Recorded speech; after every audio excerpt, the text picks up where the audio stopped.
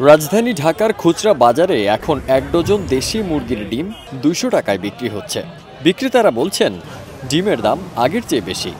ডিমের সাথে পাল্লা দিয়ে ১০ থেকে ৫০ টাকা পর্যন্ত বেড়েছে মুরগির দাম। লালটা ছিল ৮০ টাকা, ৩১০। সমস্ত মালের দামই তো বাড়ছে, কোনোটা মালের দাম কম না। ডিম ১১০ টাকা ২০ টাকা কিনছি, এখন ৪০ টাকা ডজন। এলএমই সার্টিফাইড বিশ্বসেরা কপারে তৈরি ওয়ালটন কেবলস, যা আপনার স্থাপনাকে রাখবে সব সময় নিরাপদ। দাম বেশি কেন প্রশ্নের উত্তরে মুরগি বিক্রেতারা বলেন মুরগির খাবারের দাম বেশি, তাই মুরগির দামও বেশি।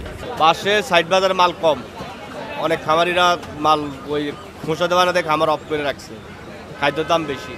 এদিকে ৬০০ মাছ ৮০০ টাকা ও ৮০০ মাছ ১৪০০ টাকায় কিনছেন ক্রেতারা। চড়া মূল্যের বাজারে ১০০০ টাকার নোট নিয়ে এসেও দুজন মানুষের সম্পূর্ণ বাজার হয় না। ভোক্তাদের এমন আক্ষেপ দিনকে দিন বেড়েই চলেছে। সরেজমিনে বাজার ঘুরে দেখা গেছে প্রায় সব মাছের দামই বেশি। আজকে বাজার চড়া, মাছের দাম খুব বেশি। ৬০০ মাছ চাচ্ছে ৮০০, আর ৮০০ মাছ চাচ্ছে ১৪০০। বিভিন্ন সবজির দামও এখন বেশ চড়া।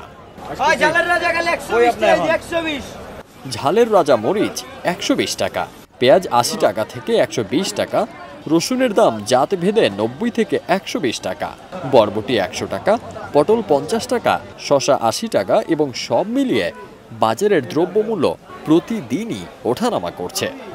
গেল সপ্তাহে একটু পেঁয়াজের দাম বেশি ছিল, ৯০ টাকা ছিল, ওই ৯০ টাকাটাই এখন বর্তমানে ৮০ টাকা। লাউ ৭০ টাকা, বরবটি ১০০ টাকা, এই কাঁচা মালটা উঠানামা করে। ২২ আগস্ট রাজধানীর কারওয়ান বাজারের কাঁচা বাজার ঘুরে এমন চিত্র দেখা গেছে। বিক্রেতারা বাড়তি দামের জন্য বৃষ্টি, বন্যা সহ নানা কারণকে দায়ী করছেন। নিত্যপণ্যের বাজারে অস্বস্তি বেড়েছে সাধারণ মানুষের। কদিন আগেও দামের গতি স্বাভাবিক থাকলেও বাজারে এখন চড়া মূল্যের আগুন। ফারদিন সানি, দেশ রূপান্তর।